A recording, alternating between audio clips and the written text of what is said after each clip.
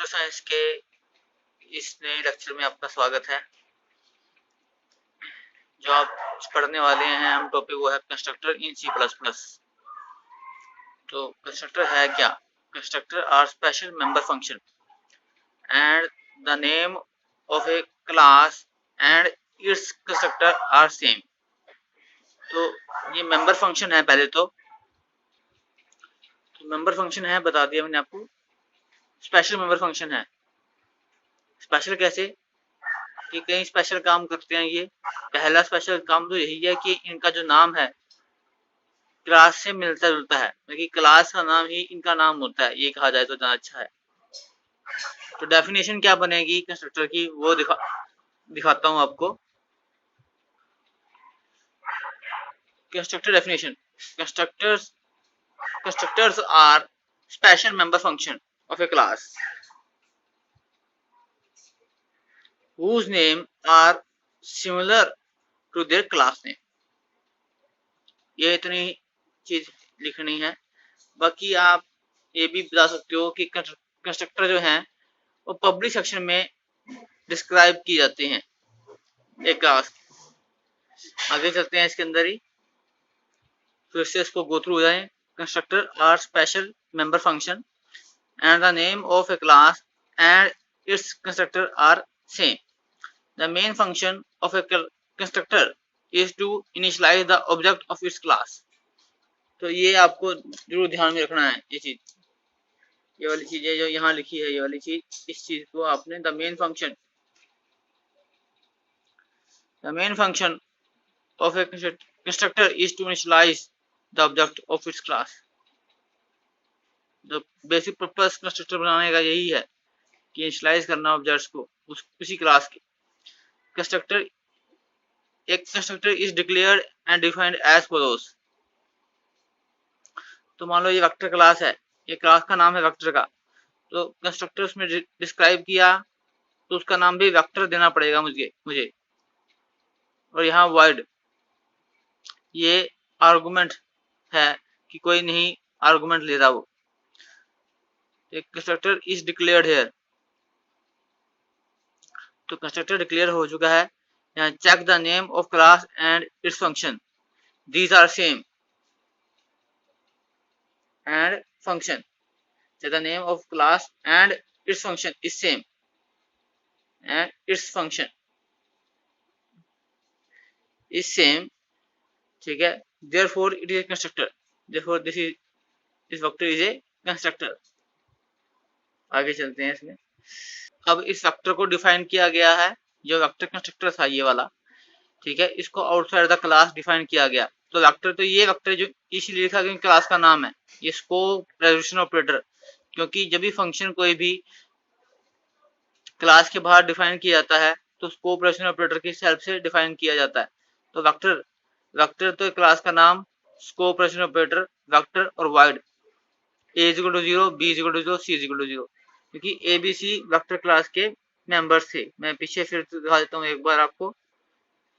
ये देखिए class vector थी, 3 मेंबर्स हैं इसके, int A B C, public, void, और यहाँ पर कुछ और मेंबर्स लिखे हुए हैं, और यहाँ ये क्लास बंद हो रही है, यहाँ सेमी कोमा भी आएगा, एक क्लास बंद हो रही है। उस क्लास के बाहर वेक्टर कंस्ट्रक्टर को डिफाइन किया गया अगले पेज पर। तो यहाँ कंस्ट्रक्टर डिफाइन कर दिया, ये इनिशियलाइज कर दिया सभी डाटा मेंबर सीधे उसके साथ, उस कंस्ट्रक्टर ने, इस वेक्टर कंस्ट्रक्टर ने। अब उसके बाद आइए, the constructor function have some special characteristics, these are as follows. तो कुछ कैरेक्टरिस्टिक्स हैं उसकी, ये हम लिखेंगे। They should be declared in public section, उनको पब्लिक सेक्शन में डिक्लेयर करना चाहिए कंस्ट्रक्टर को, ठीक है। They are invoked automatically when the object are created, तो अपने आप कॉल हो जाते हैं। जब ऑब्जेक्ट बनेगा तो अपने आप एक कंस्ट्रक्टर कॉल हो जाएगा। They do not have return types, not even void, and therefore they cannot return values. उनकी रिटर्न टाइप नहीं होती कोई भी, ठीक है जी। Constructor can have parameters and we can pass parameters to them, तो उसके पास पैरामीटर्स होते हैं और हम उन कंस्ट्रक्टर को पैरामीटर पास भी कर सकते हैं। ये 4 प्रॉपर्टीज मैंने आपको बताई कंस्ट्रक्टर की। अब आगे चल रहे हैं इसके अंदर। Following is an example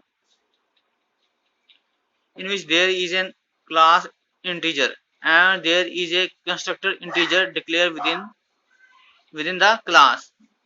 These constructor has two parameters. two parameters कौन कौन से हैं देखिए। अब पहले तो ये integer क्लास है।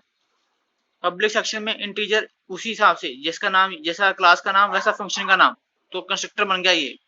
पर इसके दो पैरामीटर्स हैं, इंट एक्स इंट वाई, तो पैरामीटराइज कंस्ट्रक्टर का एग्जांपल होगा ये। तो इस इंटीजर क्लास के दो डाटा मेंबर थे m और n, int m comma n, तो इसका मतलब दो वेरिएबल डिक्लेयर है यहाँ m और n नाम से। तो अब जो भी ऑब्जेक्ट बनेगा इंटीजर का उसके पास दो डाटा मेंबर होंगे m और n। यहाँ इंटीजर नाम का एक कंस्ट्रक्टर डिक्लेयर कर रखा है पब्लिक सेक्शन के अंदर, जो दो आर्गुमेंट लेता है x और y। तो ये फंक्शन है तो दो आर्गुमेंट भी ले सकता है, ठीक है ना, स्पेशल मेंबर फंक्शन है।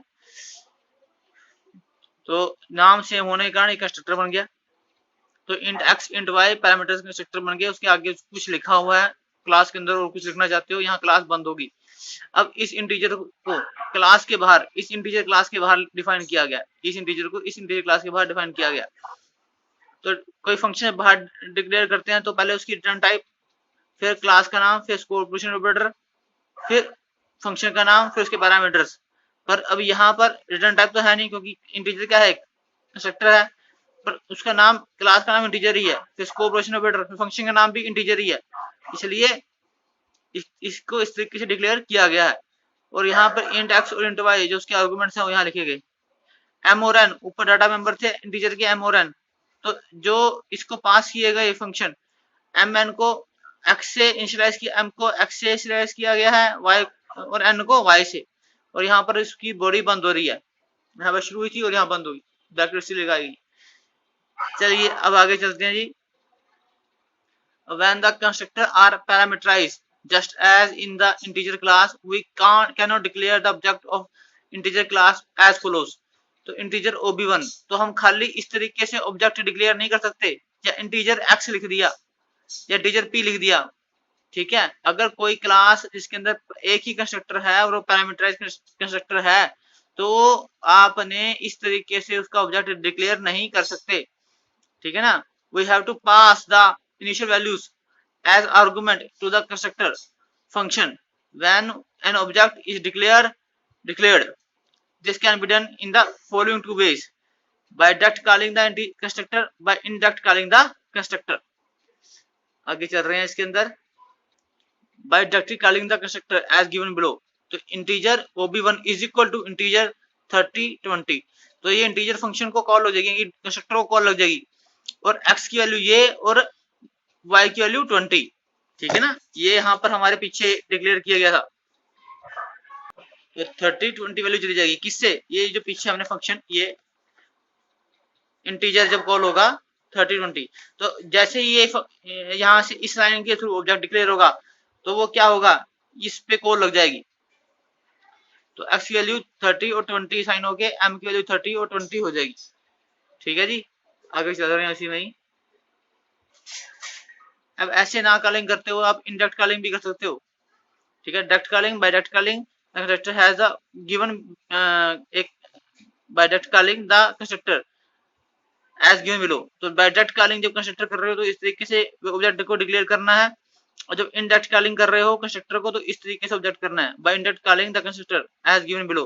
तो इनिशियलाइज इन्वोक हो जाएगा अपने आप कंस्ट्रक्टर इस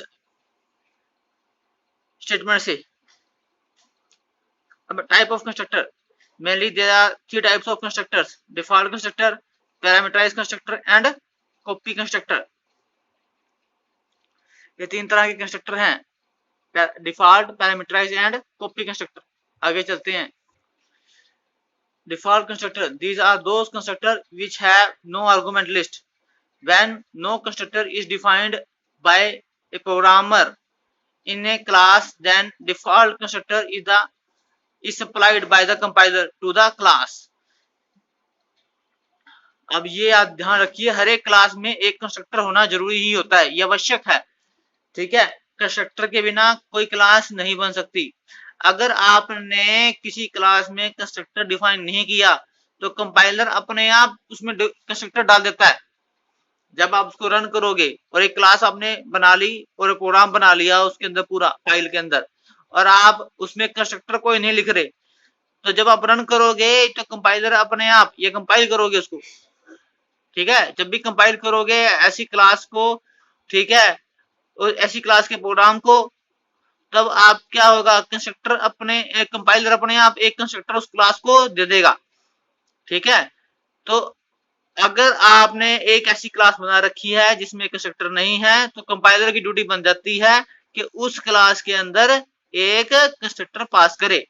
तो यही चीज में लिखी हुई है, there are these are those constructor which have no argument। तो डिफॉल्ट कंस्ट्रक्टर की डेफिनेशन आ गई, when no constructor is defined by a programmer in the class then a default constructor is applied। तो डिफॉल्ट कंस्ट्रक्टर है, compiler default constructor apply करता है सिर्फ, याद रखना, ठीक है। देन और उस डिफॉल्ट कंस्ट्रक्टर की बॉडी कुछ एम्प्टी होती है, डिफॉल्ट क्योंकि करता नहीं कुछ, बस खाली बॉडी बॉडी होगी उसकी, एक नाम का कंस्ट्रक्टर होगा वो, पर वो सप्लाई करना पड़ेगा क्योंकि उसके बगैर क्लास नहीं बन सकती, ठीक है। अगर आपने डिफाइन नहीं किया तो कंपाइलर उसको डिफाइन अपने आप कर देगा, ठीक है जी। When no constructor is defined by the programmer it is the class in a class then a default constructor is applied by the compiler to the class. बस इतना ध्यान रखना, जब कोई कंस्ट्रक्टर नहीं लिखा गया क्लास के अंदर तो कंपाइलर उसको एक कंस्ट्रक्टर दे देता है। Default constructor are invoked, default constructors are invoked when object are declare with the syntax given below.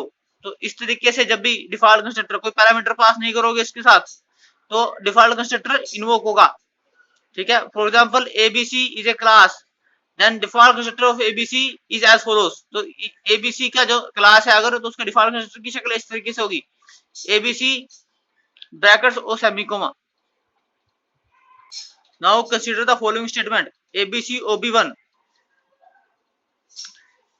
Now as object ob1 of the class abc is created by the compiler, constructor abc will be called by the compiler, क्योंकि default constructor, ठीक है, क्योंकि default constructor यहाँ सीधा कोई 7 parameter pass नहीं हुए तो डिफॉल्ट कंस्ट्रक्टर अपने आप चल जाएगा, इन्वोक हो जाएगा, ठीक है। आगे चलें, example of a program in which default constructor is present. Hash include तीनों फाइलें जोड़ दी हमने, ठीक है। Class ABC int P comma Q, तो दो एबीसी के अंदर एक एबीसी जो क्लास है उसमें दो डाटा मेंबर हैं ए पी और क्यू।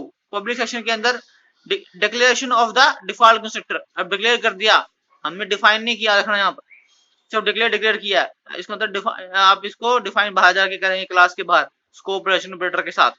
ऐसे ही यहाँ पर वाइड शो डाटा, ये फंक्शन है, एक सिंपल फंक्शन है जो क्या कर रहा है, जिसका नाम शो डाटा है, ठीक है, और रिटर्न टाइप 0 है इसकी, इसको भी डिक्लेयर किया गया है, इसको डिफाइन बाद में करेंगे। चलते हैं आगे, ABC scope operation operator ABC. अब यह जो कंस्ट्रक्टर हमने पीछे जो डिक्लेयर किया गया था, कंस्ट्रक्टर जो डिक्लेयर किया था उसको डिफाइन किया गया। अब ये कंस्ट्रक्टर क्या कर रहा है, पी में भी 10 डाल रहा है और क्यू में भी 10 डाल दे रहा है, तो ये इसकी बॉडी होगी कंस्ट्रक्टर की, और यहाँ बंद हो जाती है बॉडी। अब ये एबीसी का शो डाटा, क्योंकि यहाँ पर रिटर्न टाइप नहीं थी कोई, तो कंस्ट्रक्टर था ये। अब ये एबीसी का शो डाटा है पर इसकी रिटर्न टाइप वॉइड है, इसलिए यहाँ वॉइड लिखना पड़ेगा, ठीक है। और ये एबीसी ऑपरेशन ऑपरेटर और यहाँ शो डाटा, अब इस शो डाटा को यहाँ पर डिफाइन किया जा रहा है। तो यहाँ पर डिफाइन करने के लिए जो जो स्टेटमेंट्स हैं उसके अंदर उसकी लिखेंगे। तो यहाँ पर वो डिक्लेयर था, जो शो डाटा पहले लिखा गया था क्लास के अंदर, अब क्योंकि क्लास के अंदर डिक्लेयर कर दिया इसको डिफाइन करना पड़ेगा। तो ये ओपनिंग ब्रैकेट, तो पहले P out C out P is equal to ऐसा कैसा कि कोर्स में लिखा गया और पी की value P is equal to P की वैल्यू लिख देगा। और सेकंड स्टेटमेंट क्या करेगी, Q is equal to Q की वैल्यू लिख देगी, क्योंकि क्यू इधर कोर्स में है तो एज इट इज लिखा जाएगा ये, और क्यू हमारा यहाँ पर इसकी वैल्यू लिखी जाएगी। तो शो डाटा क्या करेगा, पी और क्यू की वैल्यू प्रिंट करवा देगा। अब ये एबीसी, ये डिफॉल्ट कंस्ट्रक्टर क्या कर रहा है, पी और क्यू की वैल्यू को 10 से इनिशियलाइज कर रहा है। अब यहाँ पर ये जो डाटा खत्म हो गया, हमारा वाइड मेन शुरू हो रहा है, मेन फंक्शन शुरू हो गया। एबीसी टी नाम का ऑब्जेक्ट बनाया मैंने एबीसी का, टी डॉट शो डाटा। अब टी डॉट शो डाटा चलाया और गेट, ठीक कर दिया। अब यहाँ पर ध्यान दीजिए, मैंने टी के जो मेंबर थे पी और क्यू, उसकी वैल्यू इनिशियलाइज नहीं की, वो इनिशियलाइज अपने आप होगी, क्योंकि जैसे ही ऑब्जेक्ट बना ये डिफॉल्ट कंस्ट्रक्टर कॉल हो जाएगा। डिफॉल्ट कंस्ट्रक्टर कॉल होगा तो पी के अंदर भी 10 और क्यू के अंदर भी 10, यानी कि टी के पी में 10 चला जाएगा, टी के क्यू में 10 चला जाएगा। तो यहाँ पर जब पी और क्यू की value T dot show data, अब टी डॉट शो डाटा से शो डाटा कॉल हो रहा है, तो टी के जो पी और क्यू है, क्योंकि टी कॉल कर रहा है ना शो डाटा को, तो इसका मतलब टी के यहाँ पर क्या पी और क्यू डिस्प्ले हो जाएंगे, समझे ना। यहाँ आप ऐसा भी हो सकता है आपके पास कि ये चीज लिखी हुई है वाइड। अब यहाँ ध्यान दीजिए, ये दोनों फंक्शन एक जैसे ही हैं। यहाँ एबीसी टी लिया है, यहाँ पर एबीसी टी और यू दो लिए, या ये लिखो अब ये लिखो, कुछ भी, दोनों में से कोई भी लिख सकते हो, पर लेकिन यहाँ दो ऑब्जेक्ट बन रहे हैं टी और यू। तो टी डॉट शो डाटा, तो जब टी डॉट शो डाटा करूंगा तो टी के पी और क्यू की वैल्यू डिस्प्ले होगी, और जब मैं क्यू को डिस्प्ले शो डाटा करूंगा तो क्यू के पी और क्यू की वैल्यू डिस्प्ले होगी। यहाँ पर हमारे पास, क्योंकि ये फंक्शन तो हमने लिखा नहीं था, ये फंक्शन किया था, तो ABC T dot show data और गेट, यहाँ सेमीकोमा आएगा और यहाँ भी सेमीकोमा आएगा। तो ये हमारा मेन बंद हो जाएगा यहाँ पर, और आउटपुट क्या आएगी हमारे पास, P इक्वल टू 10 और Q इक्वल टू 10। ठीक है, ये लैब में आप कंप्यूटर लैब में चलाकर रन करके देख सकते हो। ठीक है, आगे चलते हैं। अगर मैंने इसको टाइप कर रखा होगा तो मैं आपको रन करके दिखा दूंगा। ठीक है, अगला है हमारे पास parameterized constructor. When a constructor has parameters then that constructor is called parameterized constructor. जब एक कंस्ट्रक्टर के पास पैरामीटर्स होते हैं तो वो पैरामीटराइज्ड कंस्ट्रक्टर कहलाता है। We want to initialize the object with help of parameterized constructor, then we have to pass the parameters while declaring the object। यदि हम चाहते हैं कि पैरामीटराइज्ड कंस्ट्रक्टर के हेल्प से ऑब्जेक्ट क्या हो, इनिशियलाइज हो, तो जब ऑब्जेक्ट को डिक्लेयर किया जाएगा तो उसके साथ पैरामीटर पास करने पड़ेंगे। A parameterized constructor can be understood by the following code of C plus plus. तो एक नीचे कोड दिया हुआ है, प्रोग्राम दिया हुआ है सी प्लस प्लस का, उसके हिसाब से समझ सकते हैं। ये तीनों फाइल जोड़ दी हमने। उसके बाद class ABC int P comma Q, और पब्लिक सेक्शन में क्लास एबीसी। अब ये क्लास एबीसी थी, उसका फंक्शन भी एबीसी, तो इसका मतलब ये क्या है, कंस्ट्रक्टर है, पर इसके बाद दो पैरामीटर है, इंट और इन टाइप के, तो सेमीकोमा लग गया, यानी कि ये कंस्ट्रक्टर डिक्लेयर हो गया, यहाँ पर डिफाइन नहीं किया जा रहा। तो ए भी कंस्ट्रक्टर बन गया, क्यों, क्योंकि नाम सेम थे और पैरामीटर है इसके बाद, इसलिए पैरामीटराइज्ड कंस्ट्रक्टर बन गया। और इसको सिर्फ डिक्लेयर किया गया है, यहाँ डिफाइन नहीं किया, क्योंकि सेमीकोमा लगा हुआ है। अगर यहाँ ब्रैकेट डल जाती, कर्ली ब्रैकेट नीचे ओपनिंग, तो इसका मतलब डिफाइन भी हो रहा होता। आगे चल रहे हैं अगले पेज पर। अब ये वाइड शो डाटा, ये शो डाटा भी उसी के अंदर है, क्लास के अंदर। ये क्लास यहाँ बंद हो रही है। ये ABC score operation operator ABC, इसका मतलब ये क्लास का नाम है, रिटर्न टाइप है नहीं, रिटर्न टाइप नहीं, क्लास का नाम। स्कोर ऑपरेशन ऑपरेटर ये फंक्शन का नाम, क्योंकि कंस्ट्रक्टर है तो दोनों सेम है इसलिए। तो int x int Y, P is equal to X, Q is equal to Y, और ये फंक्शन हमारा बंद हो गया यहाँ पर, ये कंस्ट्रक्टर यहाँ पर क्लोज हो गया। ये फंक्शन कंस्ट्रक्टर है ना, अब ये नेम सेम है। उसके बाद आएगा wide ABC, return type, class का नाम, स्कोर ऑपरेशन ऑपरेटर, फंक्शन का नाम। ये अब यहाँ पर क्या आ रहा है, P is equal to P, ये कोर्स में लिखा गया ऐसे का ऐसा लिखा आएगा, तो P is equal to this, और यहाँ पर Q is equal to Q ये आ जाएगा, और यहाँ पर ये ब्रैकेट्स ऐसी प्लेस की ओपनिंग थी, ये क्लोजिंग थी। उसके बाद आ जाओ वाइड मेन। अब यहाँ एबीसी टी क्या है, ऑब्जेक्ट है, पर यहाँ कंस्ट्रक्टर हमारा पैरामीटराइज है, तो इसलिए मुझे पैरामीटर पास करने पड़ेंगे 20 और 30। 20 और 30 में चला जाएगा इस एक्स में, ठीक है, एबीसी था, और ये 30 में चला जाएगा वाई में।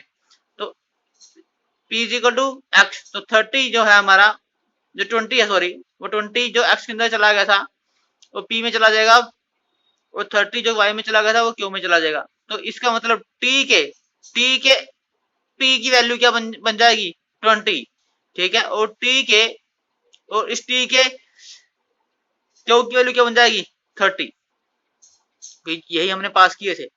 तो क्लियर स्क्रीन। अब मैं जब शो डाटा शुरू करूंगा, कॉल करूंगा टी के साथ, तो पी की वैल्यू 20 और क्यू की वैल्यू 30 प्रिंट कर देगा। तो यही हमारी आउटपुट आएगी, पी इज इक्वल टू 20 और क्यू इज इक्वल टू 30। यही आपने कंप्यूटर की लैब में चलाकर देखना है, पैरामीटराइज्ड कंस्ट्रक्टर। अब आगे चलते हैं हम कॉपी कंस्ट्रक्टर की तरफ।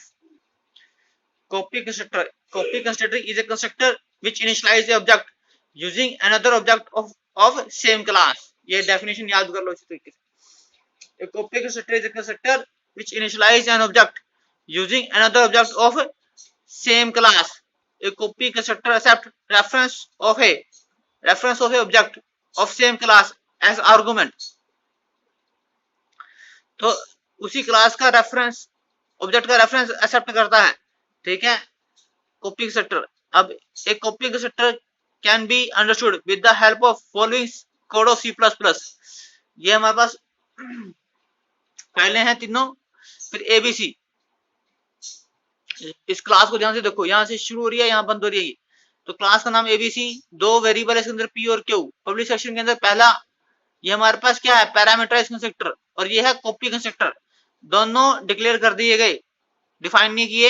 और ये वाइड शो डाटा, ये हमारा क्या है, फंक्शन है, ठीक है। और ये क्लास हमारी बंद हो गई। डिक्लेयर कर रखे तीनों फंक्शन, मुझे डिफाइन करने पड़ेंगे। अब आगे पेज पे डिफाइन करते हैं। ABC int x int Y, P is equal to X, Q is equal to Y, ये ब्रैकेट बंद होगी। तो पैरामीटराइज्ड कंस्ट्रक्टर डिफाइन हो गया। अब उसके बाद ये हमारे पास क्या है, कॉपी कंस्ट्रक्टर। तो ये उसी एबीसी क्लास का एक रेफरेंस वेरिएबल ले रहा है एज आर्गुमेंट। तो एबीसी, इसका एबीसी का जो ऑब्जेक्ट रेफरेंस वेरिएबल है वो जी है, तो ये ऑब्जेक्ट है जी। अब जी अब एबीसी का ऑब्जेक्ट है, तो उसके दो डाटा मेंबर होंगे पी और क्यू। तो जी डॉट पी बनेगा और जी डॉट क्यू बनेगा।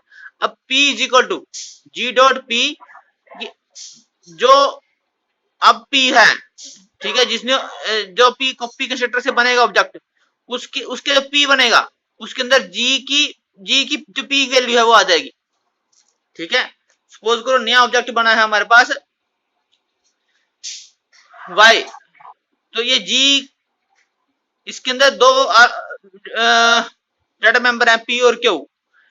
एक g पहले से बना हुआ है, उसके p के डाटा मेंबर है और उसके अंदर q है।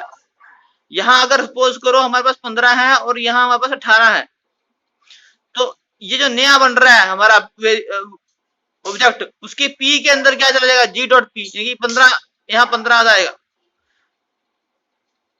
और क्यू में क्या आ जाएगा, जी का क्यू, जी डॉट क्यू, तो जी डॉट क्यू 18, तो 18 मतलब कि जो जैसा जी था वैसा ही वाई बन गया। इसलिए इसे कॉपी कंस्ट्रक्टर बोला जाता है कि उस कॉपी को कॉपी कर देगा, ठीक है। अब ये शो डाटा यहाँ पर कॉल हो रहा है, ये क्या हुई, पी और क्यू की वैल्यू को शो करवा रहा है स्क्रीन पर। ये ऐसे कैसे लिखा आएगा, पी की वैल्यू आ जाएगी यहाँ पर, ये ऐसे कैसे, और ये क्यू की वैल्यू आ जाएगी यहाँ पर बंद हो रही है ये ब्रैकेट। अच्छा, वाइड मेन एबीसी टी एक ऑब्जेक्ट है, तो पैरामीटराइज्ड कंस्ट्रक्टर कॉल होगा क्योंकि इसको पैरामीटर पास किए गए हैं। नाउ एबीसी यू, एक यू ऑब्जेक्ट है। अब यहां पर टी, इसका मतलब ये वाला टी इसको पास कर दिया, तो इसका मतलब क्या कॉल होगा, इसका मतलब इसकी हेल्प से ये कॉपी कंस्ट्रक्टर कॉल होगा। ये कॉपी कंस्ट्रक्टर होगा, और पहले इस टी ने इसको कॉल किया था, कंस्ट्रक्टर को, इस कंस्ट्रक्टर को कॉल किया था। अब कंस्ट्रक्टर ये कॉल हो रहा है, तो जैसे टी, अब टी की वैल्यू किसमें चलेगी, जी में, तो टी की वैल्यू यहां पर ध्यान दीजिए 20 और 30 थी, तो टी डॉट पी 20 था, टी डॉट क्यू 30 तो हो गया था इस कंस्ट्रक्टर की हेल्प से, टी डॉट पी और क्यू, ठीक है। 20 में चला गया, 30 में चला गया। अब हमारा क्यू, अब क्यू सॉरी यू जब हुआ कॉल तो टी की कॉपी बन गया कॉपी कंस्ट्रक्टर की हेल्प से, ठीक है। तो यू डॉट पी भी 20 बन गया, यू डॉट क्यू भी 30 बन गया। आगे चलते हैं। अब पहले देखो T dot show data call हो रहा है, फिर स्लैश एन दो लाइनें छोड़ डिफरेंस डाल जाएगा, फिर शो डाटा कॉल होगा। तो इस तरीके से पहले टी का, ये टी के डाटा मेंबर प्रिंट हुए हैं, फिर ये यू के डाटा मेंबर प्रिंट हुए हैं, दोनों सेम है, क्योंकि कॉपी कंस्ट्रक्टर की हेल्प से क्या हो गया, कॉपी कंस्ट्रक्टर की हेल्प से क्या हो गया, ये दोनों एक दूसरे की कॉपी बन गए। ठीक है, यू कॉपी बन गया, ये यू था, ये कॉपी बन गया किसकी, टी की। Thanks a lot.